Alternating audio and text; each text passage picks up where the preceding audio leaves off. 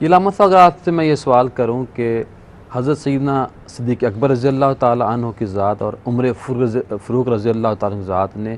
بنیادی طور پر ان دو صحابہ نے جو پہلے خلیفہ اور دوسرے خلیفہ ہیں، انہوں نے کیا رول پلے کیا تدوین قرآن میں؟ یقیناً سب سے پہلی بات تو یہ کہ نبی پاک علیہ الصلوۃ والسلام کے انتہائی قریبی جو رفقائے کرام ہیں، ان میں یہ سر فہرست ہیں جناب صدیق اکبر، جناب فاروق اعظم رضی اللہ تعالی عنہما، اور آپ کے یہ خصوصی تربیت یافتہ ہیں، فیاض یافتہ ہیں۔ قرآن مجید فرقان حمید کی تدوین اور اس کی حفاظت اور اس کی کتابت کے حوالے سے یقیناً دونوں کا کردار بڑا نمایاں ہے اور بہت ہی واضح ہے، اظہر من الشمس ہے۔ ابھی جس طرح میں نے پچھلی گفتگو میں بھی عرض کیا تھا، بخاری صاحب نے ابھی اس پہ بھی روشنی ڈالی، جناب صدیق اکبر رضی اللہ تعالیٰ عنہ نے جنگ یمامہ کے بعد یہ محسوس کیا کہ 700 حفاظ کرام، قرۂ کرام وہ شہید ہو گئے ہیں، تو اس طرح تو ہمارا جو سلسلہ ہے حفظ فی الصدور یہ تو کمزور پڑ جائے گا، خدا نہ خواستہ اس طرح تو قرآن پاک کی حفاظت کا جو سلسلہ ہے یہ تو بالکل ہی یہ معدوم ہوتا چلا جائے گا۔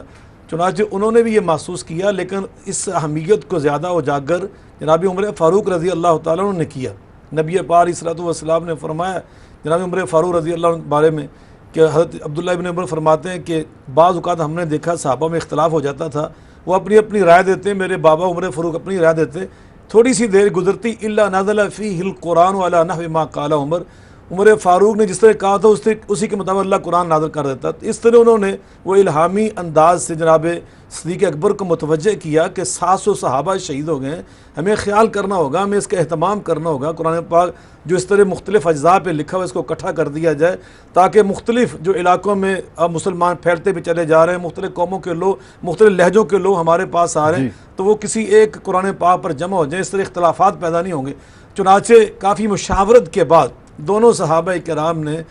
دیگر صحابہ کی مشاورت سے یہ طے کر لیا، اور جناب صدیق اکبر نے جب حضرت زید بن ثابت کی ڈیوٹی لگائی ہے نا، تو ان کے ساتھ حضرت عمر فاروق کی ڈیوٹی لگائی ہے کہ تم دونوں نے مسجد نبوی کے دروازے کے ساتھ دفتر بنا کے بیٹھنا ہے، اور جو بھی ساتھی آئے تمہارے پاس دستاویز لے کر، کاغذ لے کر، چمڑے کا ٹکڑا لے کر، کوئی کاغذ لے کر، تو اس کو تم نے دونوں نے گواہان کی موجودگی، گواہان کی دو ساتھ گواہ لے کر آئے، وہ گواہ بھی موجودہ دور کے نہیں، صحابہ کرام کے دور کی بات کر رہے ہیں، جب